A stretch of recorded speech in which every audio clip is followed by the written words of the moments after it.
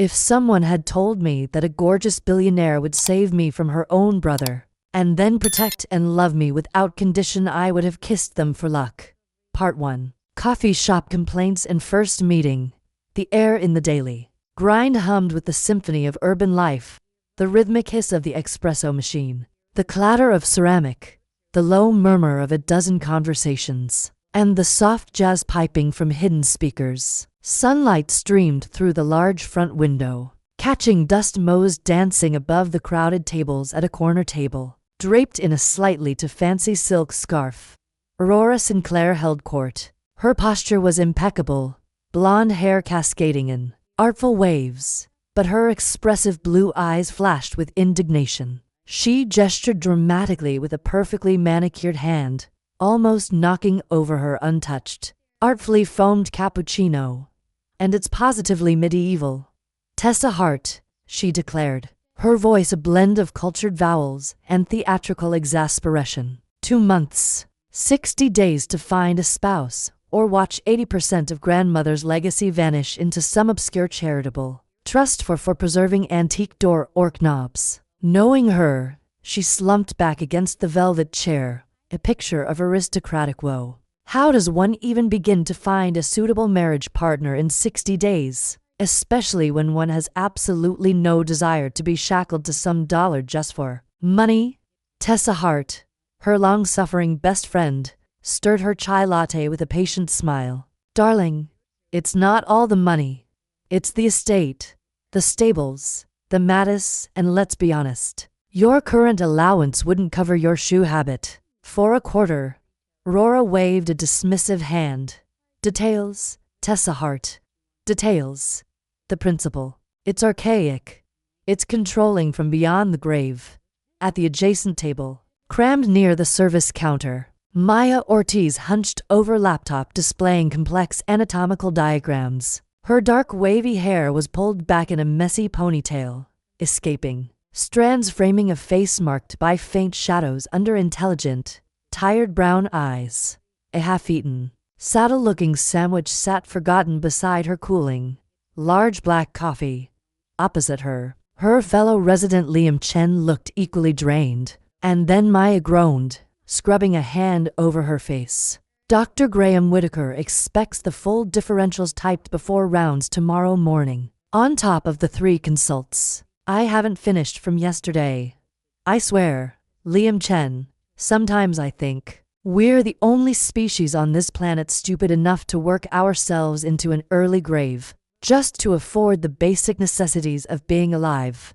Food, shelter, the occasional shower. She took a savage gulp of her coffee. What's the evolutionary advantage of this? Tell me that. Lions nap 20 hours a day. We're out here grinding bones to make our bread. Liam Chen chuckled warily. Speak for yourself. My bread is instant ramen. And the advantage is advanced civilization. Indoor plumbing. Indoor plumbing bought with my sanity and any hope of a love life. Maya retorted dryly. Honestly, if I met someone interesting now, I'd probably fall asleep mid-conversation or diagnose their sniffles. Aurora, momentarily distracted from her own inheritance crisis, had been subtly eavesdropping Maya's candid, cynical rant about the absurdity of modern existence. Struck a chord, cutting through the coffee shop in with its raw, weary honesty. A slow, intrigued smile curved Aurora's lips. She found the brunette doctor's sharp wit and palpable exhaustion strangely compelling. There was a grounded realness to her that felt like a breath of fresh air after the rarefied circles Aurora usually inhabited. Tessa Hart followed Aurora's gaze. Aurora, no. Whatever you're thinking, no. But Aurora was already rising, a glint of mischief replacing her earlier despair. She drifted the short distance to the neighboring table, her couture dress murmuring against the chair leg she passed. The fabric side, sleek and expensive, trailing perfume. Maya and Liam Chen glanced up, startled as her silhouette slid across their notes. Ink lines and margin scribbles froze mid-thought.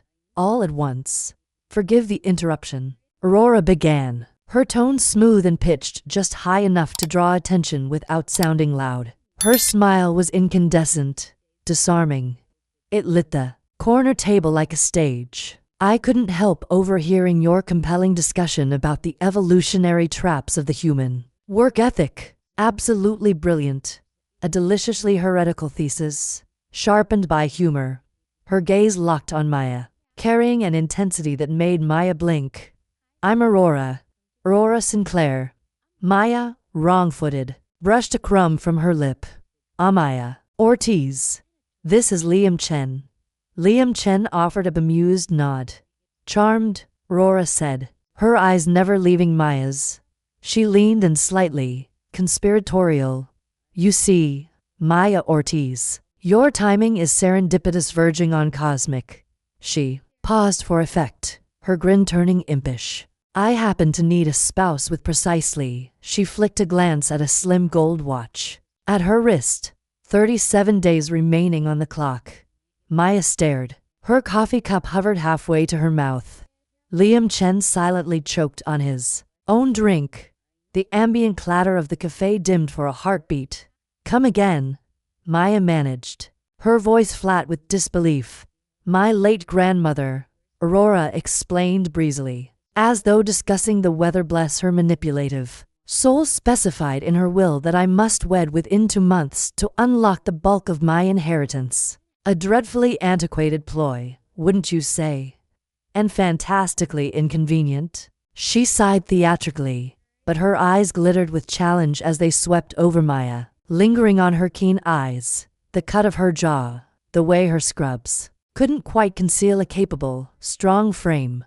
But listening to you just now, your wit, your refreshingly bleak take it struck me. Aurora inched a breath closer, her voice dropping to a low, intimate whisper that sent an unexpected, unwelcome shiver down Maya's spine. You seem exactly the sort of intriguing, unconventional partner who might make this ridiculous predicament rather interesting.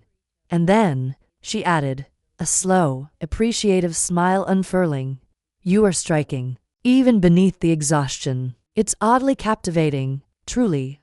Maya finally set her coffee down with a clunk. Her thoughts scrambled to parse the whirlwind of couture, inheritance countdowns, and shameless flattery. Bewilderment warred with a sly, traitorous flicker of something else: amusement, curiosity. She blinked slowly, her clinical mind grasping for the most rational hypothesis first. Right? Maya said, her tone dry as hospital toast. 37 days to marry a stranger. Noted. Let me guess the next beat you're also tragically dying.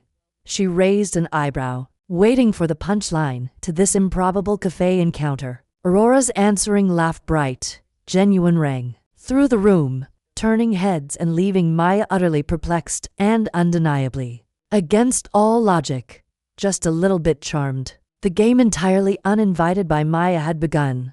Part 2. The offer considered. The echo of Aurora's laughter lingered in the air, a bright, unlikely counterpoint to the espresso machine's hiss, and the steady murmur of the cafe. Maya Ortiz studied Aurora Sinclair, her mind running a frantic diagnostic of the situation. Bizarre proposal. Check. Overt flattery. Check. Underlying desperation veiled by charm. Strongly indicated. Her medical training screamed delusion, manipulation, or elaborate prank. And yet the woman facing her, radiant with confidence and a whisper of playful vulnerability, didn't match the profile. The couture was genuine. The watch likely cost more than Maya's student loans, and the unvarnished audacity felt authentic. Liam Chen recovered first, coughing into his fist. Spouse 37 days. Sinclair estate as in the Vanderlinder estate. His eyes widened comically. Tessa Hart. Back me up here. Is she serious? Tessa Hart, who had drifted over, looked pained but resigned. Aurora, darling, even for you this is. She trailed off, gesturing helplessly at Maya, who still felt like she'd been hit with a tranquilizer dart. Maya finally found her voice, though it emerged flatter than she intended. Okay, hypothetical. Let's say I momentarily suspend disbelief. You need a spouse in 37 days to secure an inheritance. Why? In the name of all that is sane and hygienic, would you proposition a complete stranger you overheard complaining about work-induced extinction? I smell like antiseptic and existential dread. I haven't slept properly in weeks, and my most committed relationship is with this lukewarm coffee. She gestured at her mug, a tangible anchor to reality.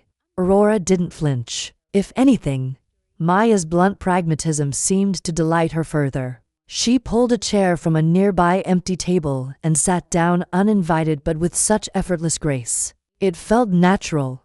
She leaned forward, elbows on the table, her gaze locked on Maya's. Precisely because of that, Dr. Maya Ortiz, because you're real.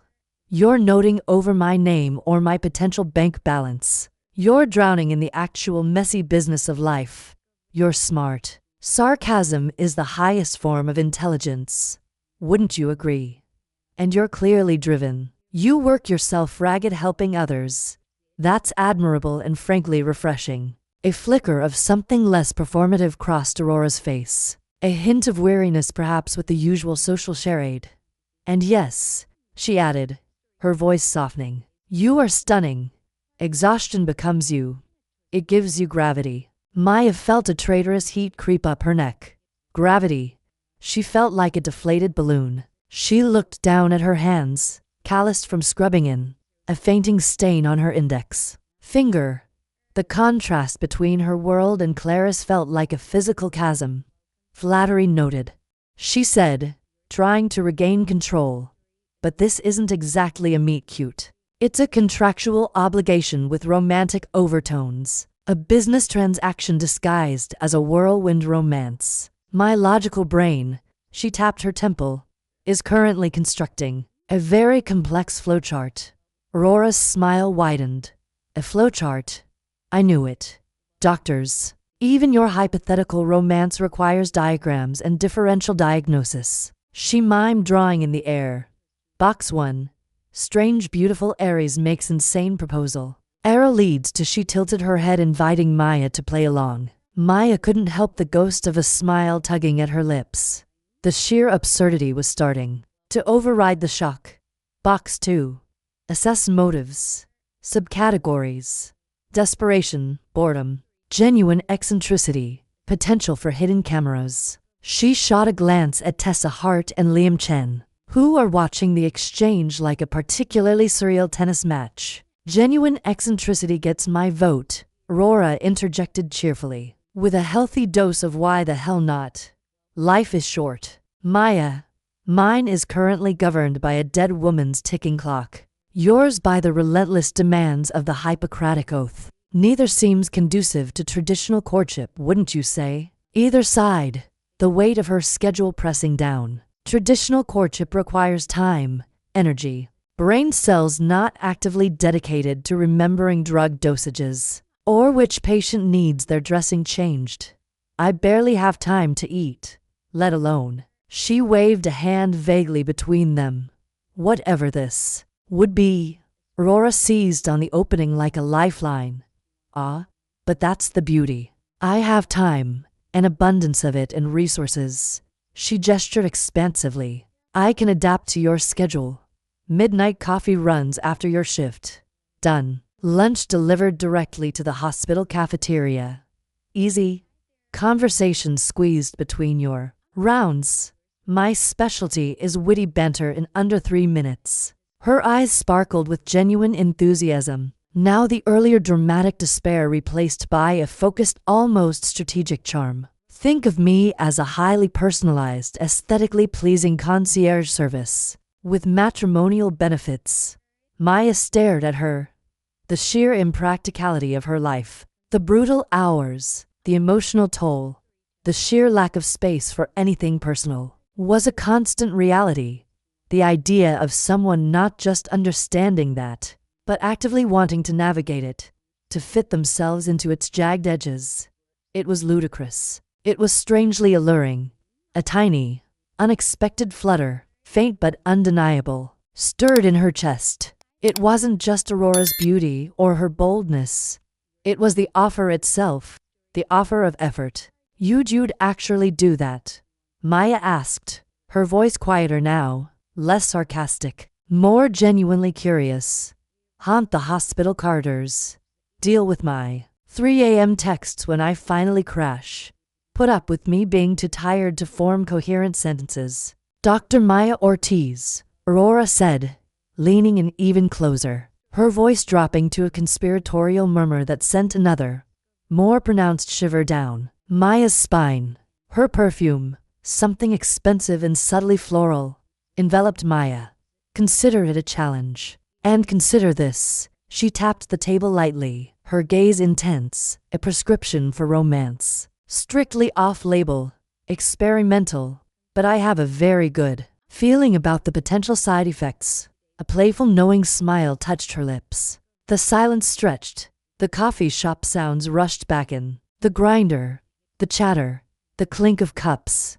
Tessa's heart held her breath. Liam Chen looked like he was trying to decide if he should call security or take notes for a screenplay. Maya looked from Aurora's expectant, hopeful face to her own half-eaten sandwich, a symbol of her solitary, functional existence. She thought of the endless shifts, the gnawing loneliness she usually pushed aside, the sheer, draining effort of trying to date in the fragments of time she didn't exist.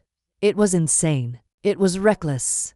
It was potentially the most ill-advised decision of her meticulously planned life. But that tiny flutter in her chest had grown into a persistent hum. Against every shred of logic. Against the alarmed expression on Liam Chen's face. Against the voice in her head screaming, liability. Maya heard her own voice, surprisingly steady, cut through the den. Okay. The word hung in the air, simple and monumental. Aurora's face lit up with pure, unadulterated triumph, a dazzling smile breaking through. Okay, she repeated, needing confirmation. Maya nodded, a slow, disbelieving smile finally breaking across her own tired features. Okay, prescription accepted. Let's see what the side effects are.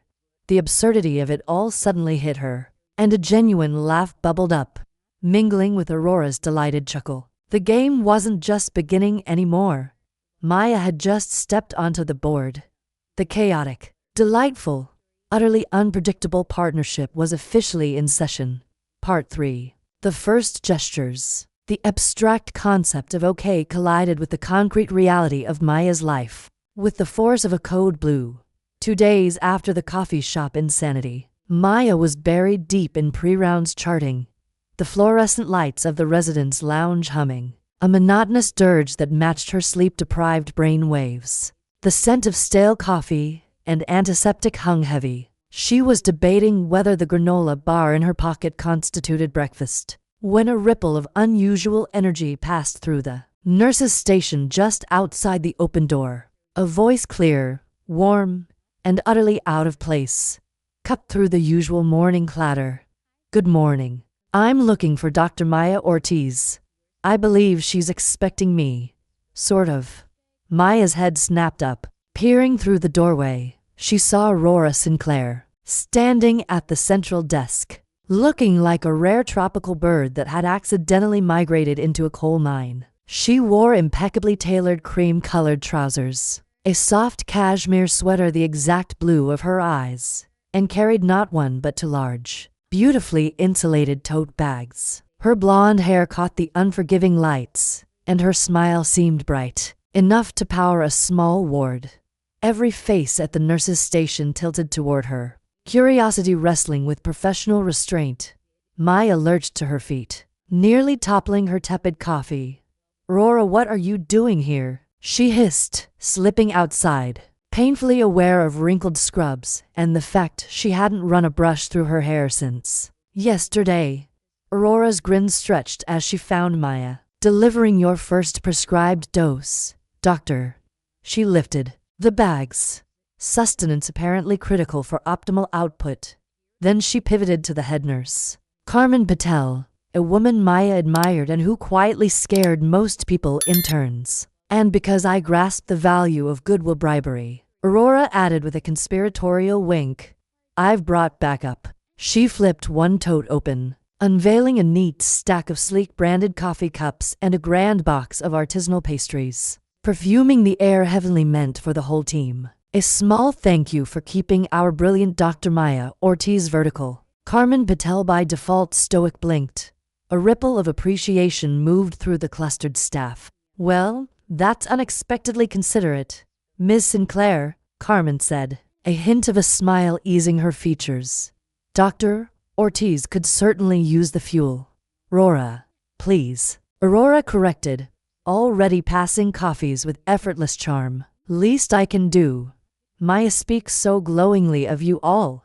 Maya sputtered. She hadn't mentioned anyone yet. Aurora deftly produced a smaller, elegant insulated container and one immaculate cup from the second tote. And this, she said, turning to Maya, voice gentling, is for the patient, or rather, the doctor treating the patients. She pressed the warm cup into Maya's hands. A rich, dark roast, exactly how Maya liked it. Double shot. Figured. You'd need it.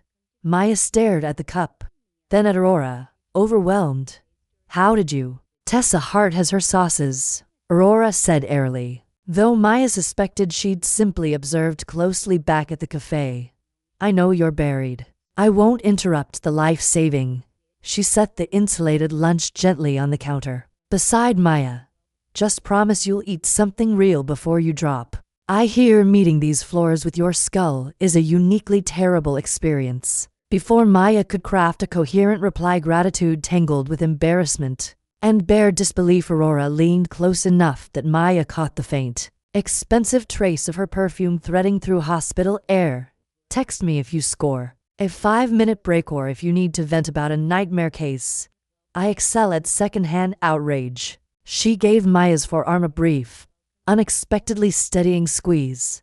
Go save lives, Dr. Maya Ortiz. I'll swing back. With one last brilliant smile to the still impressed nurses, Aurora turned and drifted down the corridor, leaving behind a wake of stunned silence and the lingering scent of good coffee and sugar. Maya stayed rooted, cradling the hot cup, eyes on the sleek lunch container. Carmen Patel cleared her throat. Well, Dr. Ortiz, looks like you've acquired a dedicated nutrition consultant. Beats the vending machine sludge. Amusement colored her tone. The day spooled forward in its usual chaotic blur, now punctured by flickers of impossible warmth. When Maya finally stole 5 minutes mid-late afternoon, stomach rumbling, she remembered the container. Popping it open, she found not a sad sandwich but a vivid salad. Jewels of roasted vegetables, a slab of grilled salmon, quinoa, and a feather-light lemon herb dressing, packed with care. Nestled beside it was a small container of fresh berries. Taped to the lid was a sticky note. It wasn't just a note. It was a tiny masterpiece. Aurora had drawn a cartoon figure clearly meant to be Maya with stethoscope and exaggerated tired eyes slumped at a desk. A speech bubble said brines or maybe just coffee. Below it, elegant script for my overworked genius. Fuel required stat. See, a tiny doodle of a heart sat beside the signature. Maya stared at it. Then, against all odds, she laughed. A genuine surprised laugh that startled the intern reviewing charts beside her. She ate the salad, every delicious bite feeling like an act of rebellion against her usual greasy takeout. The coffee was still warm enough. The next day, Aurora returned, and the next she became a fixture, a bright anomaly in the hospital's gray landscape. She learned names. Carmen Patel, shy. Intern Noah Kim, the perpetually grumpy orderly Gus Morales. She always brought coffee for the station, and something decadent to share. Gourmet cookies one day, exquisite mini quiches the next. Her rival became a tiny anticipated event. The princess is here, Noah Kim would whisper dramatically when he spotted her. Sometimes Maya was free for a frantic 5 minutes. They talk in a quiet corner of the lounge, Aurora listening intently as Maya vented about a difficult case or bureaucratic nightmare, offering wry commentary or surprisingly insightful questions. Other times, Maya was trapped in a meeting or elbow deep in a procedure. Aurora would simply leave the insulated lunch container at the desk with Carmen Patel. always accompanied by a new sticky note. Maya started collecting them, tucking them into her pocket or the front of her binder. Without conscious thought, a doodle of a tiny knight. Aurora fighting a dragon labeled administrative with a coffee cup lance charging your defenses. Eat the chicken palm. It fights dragons too. A simple, elegant sketch of a steaming cup. Thinking of you. Hope your day is less zombie apocalypse and more tranquil garden. Unlikely. I know. Eat the soup anyway. After a particularly grueling night. Shift, a note with a meticulously drawn, intricate flower. Because you deserve something beautiful today. Even if it's just on paper. And protein. Lots of protein. Your slightly stalkerish caterer. The notes were playful, flirty, and unexpectedly tender. They acknowledged Maya's exhaustion without pity, celebrated her work, and consistently prioritized her basic needs in a way no one ever had. Maya, who had long ago accepted that her career demanded personal sacrifice, found herself experiencing something alien, being anticipated, being considered. She started catching herself smiling at her phone, a real smile, not the professional mask she wore for patience. She'd find herself texting Aurora between consults. A quick photo of a bizarrely shaped X-ray with a caption, alien, or just bad positioning, or frustrated. Why is there never any tape? Aurora's responses were instant and unfailingly entertaining. Clearly evidence of reptilian overlords. Stay vigilant. Or a conspiracy by Big Bandage. Stay strong. I'll smuggle you a roll. The hospital's staff noticed the change. Someone's got a spring in their step. Maya Ortiz, Carmen Patel remarked one afternoon, watching Maya practically bounce back from a brief hallway chat with Aurora. Must be that gourmet fuel. Maya just ducked her head, hiding a smile. The princess with the lunch boxes wasn't just bringing food. She was delivering tiny, persistent doses of care, attention, and humor, chipping away at Maya's carefully constructed walls of self-reliance and exhaustion. Maya, who had built her life on logic and predictable patterns, was starting to crave the unpredictable warmth of Aurora's presence, the silly notes, the unwavering certainty that amidst the chaos, someone was actively, creatively looking out for her. The prescription, it seemed, was already starting to work its peculiar, delightful magic. Part 4. Texting and growing closer. The insulated lunch containers and sticky notes were the physical anchors. But the real transformation unfolded in the glowing rectangle of Maya's phone. What began as scattered updates and logistical check-ins stuck in "Oh, lunch delayed." Forward. No worries. I've bribed Carmen Patel to guard it with her life. Rapidly evolved into a constant vibrant stream of consciousness that pulsed alongside Maya's chaotic days and Aurora's meticulously cured ones. It started with absurdity, a shared language of exhaustion and dark humor. Maya scrubbing out after a particularly messy appendectomy would snap a blurry photo of the overflowing biohazard bin captioned, "My kingdom for a janitor and maybe a nap." Aurora, trapped in a mind-numbingly dull charity board meeting, would respond with a covert shot of a speaker droning on overlaid with the text, "Subject appears Kamias. Administer caffeine stat also is synergistic paradigm shifts even English." Maya would laugh, the tension in her shoulders easing minutely as she typed back, "Diagnosis. Terminal boredom. Prescription. Escape before brain atrophy sets in." Memes became their Morse code. A gif of a pan face planting perfectly encapsulated Maya's state after double shift. A video loop of a cat dramatically knocking over a vase mirrored Aurora's frustration with a demanding relative. Silly animal. Videos were traded like currency. A momentary escape hatch from their respective pressures. "This capybara chilling in a hot tub is my spirit animal," Aurora sent one evening. Maya, reviewing charts at 2 a.m., replied, "More like this raccoon desperately trying to open a trash can. Send help or coffee, preferably 4. But the screens also became a confessional booth, dimly lit by phone glow in the quiet hours. The barrier of text, the slight delay, The absence of immediate judgment allowed vulnerabilities to surface that might have stayed hidden face to face. One rainy Tuesday, after losing a young patient she'd fought hard for, Maya sat alone in the dimly lit residence lounge, the weight of failure crushing. She stared at her phone, tears blurring the screen. Without conscious thought, her fingers typed. Sometimes it feels like pouring water into a sea. You try so hard, you do everything right, and it just drains away. What's the point? She almost deleted it, the raw despair feeling too heavy to share. But before she could, Aurora's reply appeared, simple and stark. The point is, you were there. You poured the water. You fought the sieve. That matters more than you know. Then a minute later, where are you? Maya sniffled, typing, lounge, dark corner. Stay there. 20 minutes later, Aurora slipped, in miraculously dry despite the downpour, carrying not coffee, but to steaming mugs of rich hot chocolate topped with obscenely fluffy whipped cream. She didn't ask questions.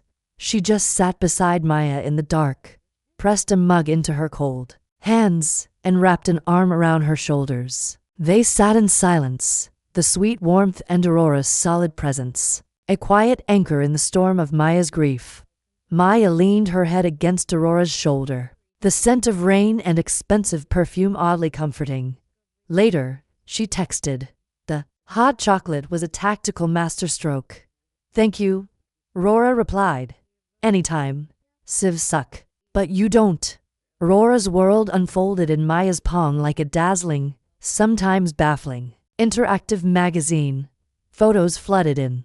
A breathtakingly intricate ice sculpture at a gala. Proof that money can indeed buy frozen water fancy. The dizzying view from her penthouse balcony at sunset. My concrete treehouse. Less squirrels. More helicopters. A close-up of a ridiculously tiny jewel-encrusted appetizer. This cost more than your stethoscope.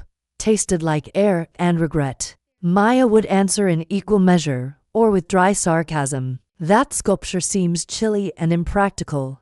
How many people have clipped their knees on it? Or your view is outrageous. Does helicopter thunder drown the dread of perching that high? Or that appetizer is insulting? Drop a pin. I'll liberate real food for you. Immediately, if necessary. In return, Maya sent shards of her everyday life. A snapshot of her battered, comfortable sneakers resting beside glossy designer heels. In Aurora's foyer, Cinderella's work boots, checking in for duty, reporting as always. A shot of the hospital cafeteria's notorious mystery meat surprise. Today's special, regret and unidentified protein. A blurry selfie grabbed in a supply closet during a rare quiet lull. Exhaustion scored deep, but a small honest smile tugging at her mouth, hiding from the pager. SHH. Pager silence packed. Aurora cherished these glimpses, texting back. Your boots have personality, unlike these torture devices posing as shoes. And that surprise looks criminal. Evacuate. Lunch cavalry en route or I've located you. Prepare for contraband cookies. Chocolate. Obviously. The late-night messages became the weightiest. Maya, finally home, aching but wired, would sink onto her couch and type stream thoughts. Unfiltered and tired. Just realized I haven't seen sunlight in 36 hours. Am I turning into a vampire? Do vampires carry malpractice insurance? Had to deliver a family bad news today. The way the wife's hand trembled when she held her husband's. I'll never adjust to that. Sometimes I miss med school lonely, the studying, the certainty of the pages. Not this. Aurora, often awake, reading, sketching, or simply savoring the hush of her vacant apartment, would answer with steady presence. Fledgling vampire status confirmed. Prescribe moonlight walks and rare steak. Avoid cafeteria garlic. You carry that. Wait so others don't. It's brutal and beautiful. I wish I could lift some of it. Books hold answers. You're living the messy, essential questions. It's terrifying and magnificent. Forgive the whiplash. One such midnight. Maya typed, hesitant. You live in a glittering bubble. Aurora, parties, art, freedom. Doesn't it ever feel hollow? Like dress up in a museum? Aurora's reply took longer than normal. When it arrived, it was stripped of her usual playful sparkle. Every single day. It's lovely, curated, and utterly lonely. People see the name, the gown, the bank account. They don't see me. They see an angle, a connection, a mirror for their own ambition. Before you, the realest conversation I'd had in months was with my grandmother's portrait, arguing over her ridiculous will. Then you were the first in years who simply sees Aurora. Flaws, dramatics, lunchbox drop-offs, and all. It's terrifying and refreshing. You're the most grounded, real person I've ever met. Maya stared at the text, breath-catching. The heiress and the resident. Worlds apart, yet both adrift in their ways, craving the authentic. She typed back, fingers trembling, steadied. I feel like I'm sprinting on a treadmill about to fling me off. Aurora's reply was instant. Exactly. You're fastened to something real. Purpose, struggle, human connection that isn't transactional. It's chaotic and draining and alive. I envy that, and I'm starting to crave it. The chemistry wasn't just flirtatious quips anymore. It was a widening resonance. They found shared oddities. Both despise cilantro tastes like soap's betrayal. Both kept a secret crush on terrible 80s action movies. Explosions fix everything. Both found quiet in the low hum of a library or the tidal crash of ocean waves. They made each other laugh until tears spilled over the most nonsensical things. Aurora's disastrous attempt at cooking. The smoke alarm is now my sous chef. Or Maya's encounter with a confused patient who thought she was a florist. Prescribed daisies. Seemed to help. The texts became a lifeline, a shared space where pretense fell away. Maya found herself sharing insecurities she'd never voiced. Her fear of never being enough. Her worry that her career would always leave her too drained for a real relationship.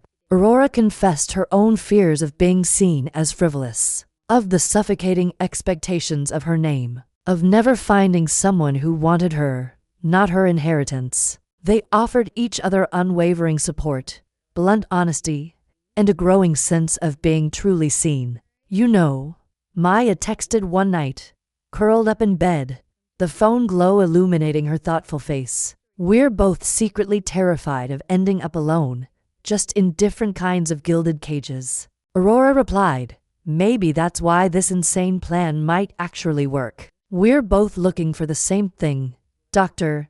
Love that feels like coming home. Safe, real, messy, and maybe a little bit ridiculous. Maya smiled into the darkness, her heart giving a familiar, insistent flutter. Ridiculous is definitely covered, she typed. But safe sounds really good. Through the constant ping of notifications, the silly gifts, the late-night confessions, and the quiet moments of profound understanding, Maya Ortiz and Aurora Sinclair weren't just falling into a convenient arrangement. They were carefully, unexpectedly building a connection brick by digital brick, discovering that beneath the Aries' glamour and the doctor's exhaustion, they shared a fundamental craving for authenticity and a surprising, undeniable compatibility. The physical world hadn't caught up yet, but in the intimate space of their screens, they were already becoming something real. The side effects of Aurora's prescription were proving far more profound and far more addictive than either could have imagined. Part 5. The Spa Day Surprise. Maya Ortiz existed in a state of perpetual low-grade exhaustion, a background hum as constant as the hospital's ventilation system. So when her pager remained blessedly silent for a full 24 hours, a minor miracle orchestrated, she suspected by Carmen Patel subtly shielding her. The sensation was profoundly disorienting. She woke in her own bed, sunlight actually streaming through the window, and for a long moment simply stared at the ceiling, unsure what to do with this alien concept of free time. Her body felt heavy, her mind oddly adrift without the familiar currents of urgency. Her phone buzzed, shattering the fragile peace. A text from Aurora. Status report. Doctor off duty confirmed. Ground control to Major Maya.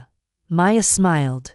A slow, sleepy stretch pulling at her muscles. Affirmative. Currently experiencing existential crisis due to lack of imminent catastrophe. Send help or coffee. Aurora's reply was instantaneous. Stand by. Extraction imminent. Wear something comfortable. PJs acceptable. Actually encouraged. Before Maya could question it, a sleek black town car pulled up outside her modest apartment building. 15 minutes later, Aurora emerged looking effortlessly chic in soft linen pants and a silk chamisole, sunglasses perched on her head. She carried a large, enticingly soft-looking tote bag. "Good morning, sleeping beauty," she chirped, pressing a travel mug of Maya's favorite dark roast into her hands. "Operation Recharge is a go." "Operation what now?" Maya mumbled, taking a grateful sip. The coffee was perfect. "Aurora, I have plans. Big plans. They involve." She gestured vaguely towards her couch, her eyes scanning, possibly laundry nonsense. Aurora declared, steering Maya gently but firmly towards the car. "Your plans have been officially overruled by the Board of Vital Relaxation, of which I am the sole benevolent dictator today. Doctor, you are off duty in every sense, including brain duty." She opened the car door with a flourish. "Trust the process." Resistance, Maya quickly learned, was futile against Aurora's determined cheerfulness combined with luxury transportation. The car glided through the city away from the familiar grid of hospitals and clinics towards a part of town Maya only knew from magazine spreads. They pulled up to an understated sandstone building nestled amidst lush greenery, Serenity Springs. The discreet gold lettering announced inside the atmosphere was a sensory revelation. The harsh hospital fluorescence was replaced by soft diffused light. The antiseptic tang vanished, supplanted by the calming aromas of eucalyptus, lavender, and something subtly citrusy. Gentle ambient music replaced the cacophony of pagers and intercoms. Plush carpets silenced their footsteps. Maya felt instantly, overwhelmingly out of place, like a wrench tossed onto a bed of silk. "Aurora, this is excessive," Maya whispered, acutely aware of her worn sneakers and the faint, probably permanent scent of hospital lingering on her skin. "I can't afford." "Shush." Aurora pressed a finger gently to Maya's lips, sending an unexpected jolt through her. "My treat. My prescription. Remember doctor's orders?" She winked. "And today I'm the doctor." Diagnosis: chronic overachiever syndrome, with acute depletion of joy reserves. Treatment protocol: hydrotherapy, epidermal rejuvenation, and enforced idleness. A serene attendant greeted Aurora by name and ushered them into a private suite that looked like a minimalist spa fantasy. Plush robes hung waiting alongside slippers so soft they felt like clouds. A steaming mineral bath bubbled invitingly in one corner, and two wide padded treatment tables dominated the center of the room. Maya hovered near the door, her ingrained pragmatism shrieking, "This feels wasteful. I should be catching up on sleep or reading journals." Aurora turned, her expression softening. She took Maya's hands, her touch warm and grounding. "Maya," she said, her voice losing its playful edge, becoming earnest. "Look at you. You're running on fumes held together by sheer willpower and my sticky notes. The world won't end if you pause for one day. Let someone take care of you for a change, please." Her blue eyes held a depth of understanding that disarmed Maya's defenses. "Consider it. Research into the effects of radical self-care on physician burnout." The please did it. Maya let out a long, slow breath, the tension in her shoulders easing slightly. "Okay, but only because you invoked research and maybe the bath looks tempting."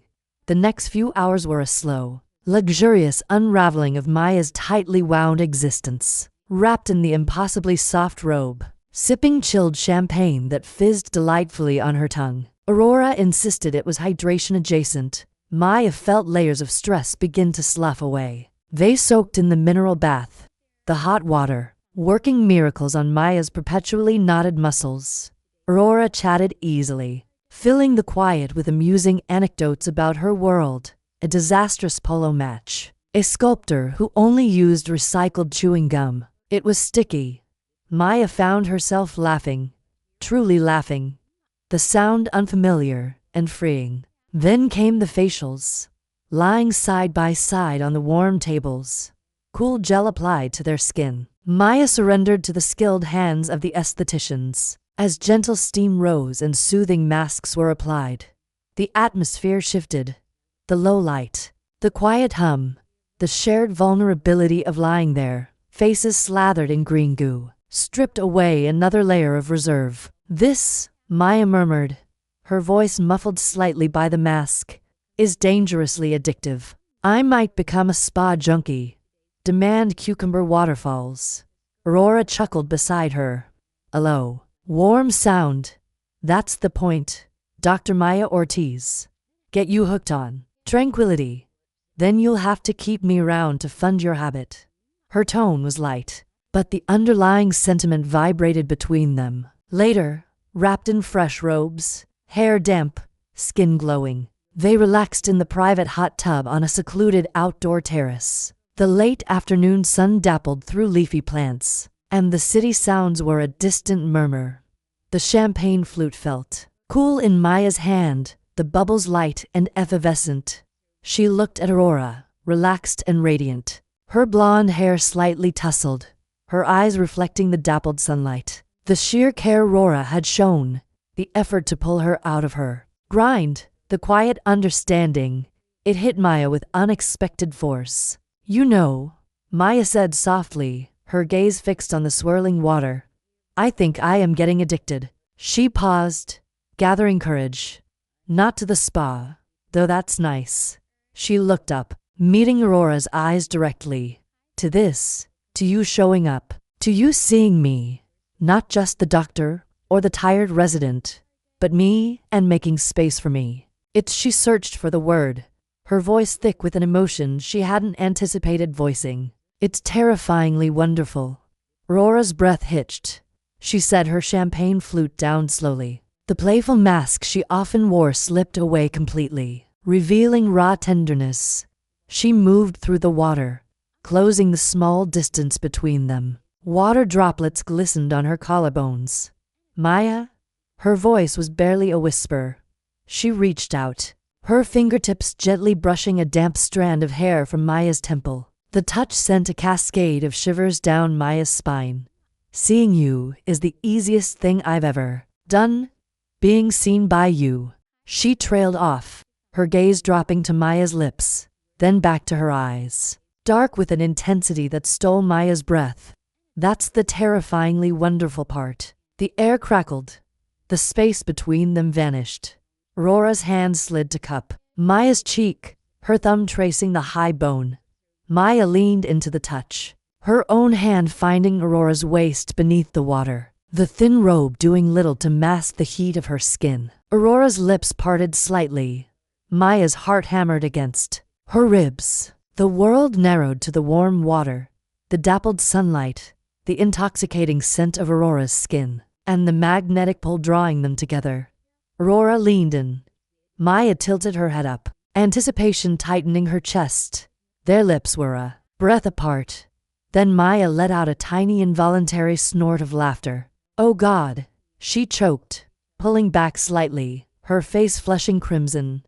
I'm so sorry. It's just the face mask earlier. I have this ridiculous image of us kissing with green goo everywhere. Aurora stared at her for a split second, then burst into genuine melodic laughter, the tension dissolving into shared hilarity. She rested her forehead against Maya's shoulder, her body shaking. Oh, Maya Ortiz. She gasped between laughs. Only you could kill the most romantic moment with visions of facial sludge. Maya laughed too, the nervous energy releasing in a giddy wave. She wrapped her arms around Aurora, holding her close in the warm water, their laughter mingling. It would have been a uniquely sticky situation, she admitted, grinning. Aurora lifted her head, her eyes still sparkling with mirth and something deeper, warmer. She traced Maya's lower lip with her thumb again, her touch lingering. "We'll have to try again later," she murmured, her voice husky with promise and amusement. "Without the goo. And maybe," she added, a playful glint returning with slightly less giggling, though she pressed a soft, lingering kiss to Maya's damp forehead. "I do adore your giggle." They stayed entwined in the hot tub as the sun dipped lower, the near kiss hanging between them, a tantalizing promise deferred, but the romantic tension now thrumming louder than ever, underscored by shared laughter, and the profound realization of just how deeply Maya was falling into the unexpected sanctuary Aurora offered. The spa had worked its alchemy. Maya felt loose, restored, and deliciously aware of the woman whose nearness had become her fiercest kind of recharge. The habit wasn't a throwaway line anymore. It was a thrilling, indisputable fact. Part 6. Break room cuddles. At last, the fluorescent thrum of the hospital at 2 a.m. was a noise she knew by heart, a relentless drone that sank into marrow and edges. Tonight it rang harsher, more suffocating. She lay stiff on the thin, vinyl-covered mattress of the staff bunk, the coarse institutional blanket itching against her skin. Her body howled for sleep, a simple biological order after a brutal 18-hour shift that held to emergency surgeries and a wrenching palliative care consult. But her mind, primed with adrenaline and leftover stress, refused to wind down. It replayed the day's flashpoints on a loop, the stitch that wouldn't sit just right, the agonizing family choice, the sharp stab of helplessness when gentle words felt painfully inadequate. Every muscle was a torsion cable. Her temples pounded with the throb of a migraine. She stared at the water-stained ceiling tiles, counting them for the 100th time. Her phone rested heavy on her sternum. Aurora would be awake. Aurora always seemed tuned to her quiet frequencies. She had texted earlier. A simple made it. Barely trying to sleep, Aurora had answered with a calming moon emoji and "close your eyes." My genius. Let the world wait. But the world, housed by the tireless hospital, wouldn't wait. And Maya couldn't flip the switch. Frustration bubbled hot and bright. She grabbed her phone, thumbs racing, fueled by fatigue and a raw need to shout into the dark. "Can't sleep. This bunk feels like a coffin lined with sandpaper. Brain won't switch off. Everything aches.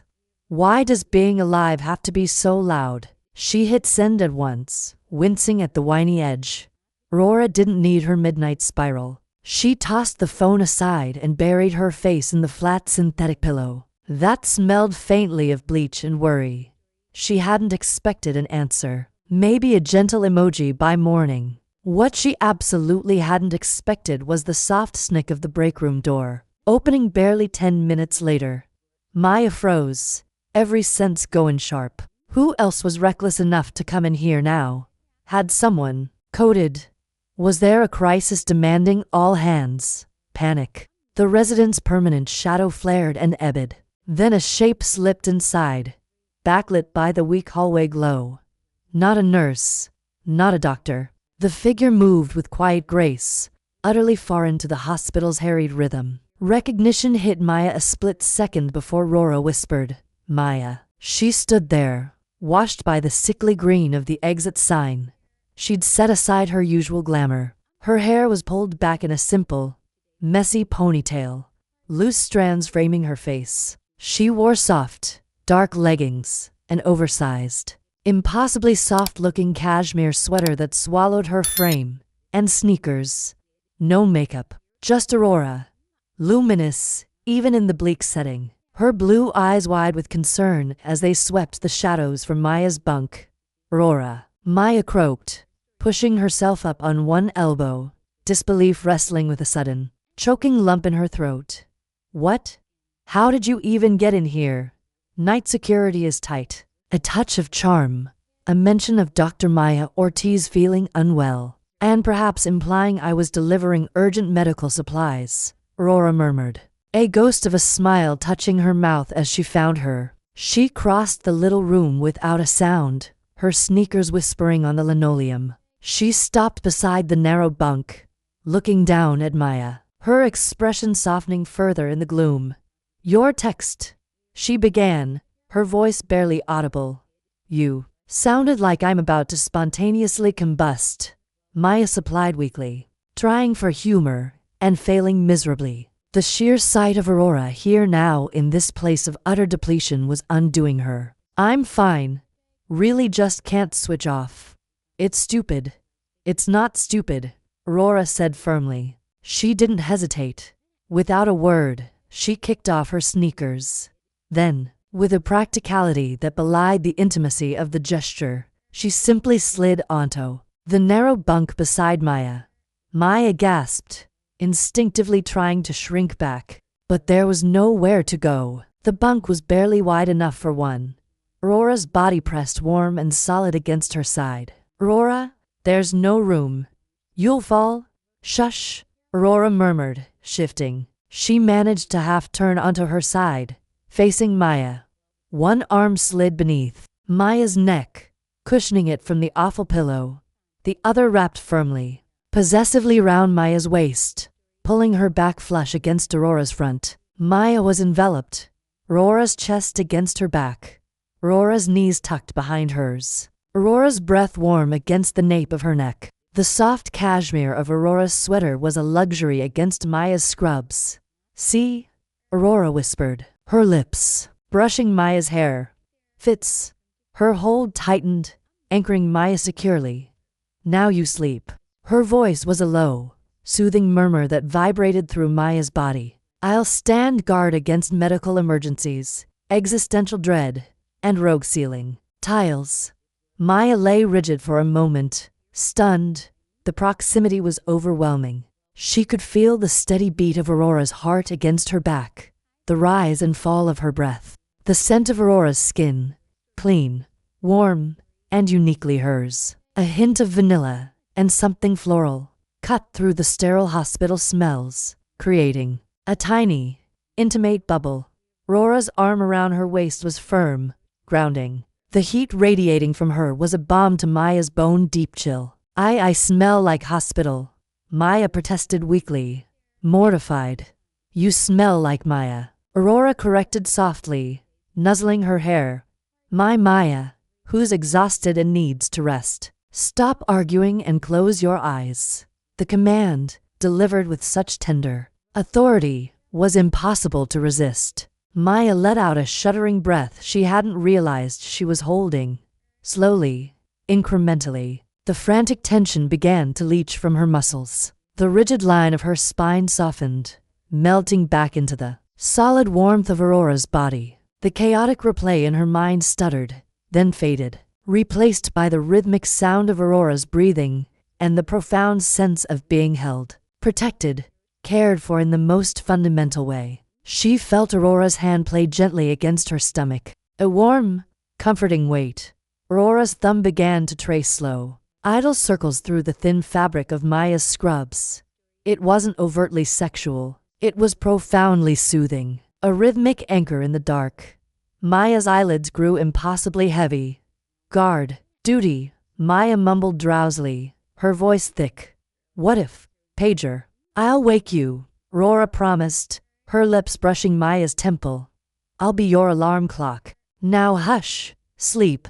The last of Maya's resistance crumbled. She nestled back deeper into Aurora's embrace, her head finding a perfect niche against Aurora's shoulder.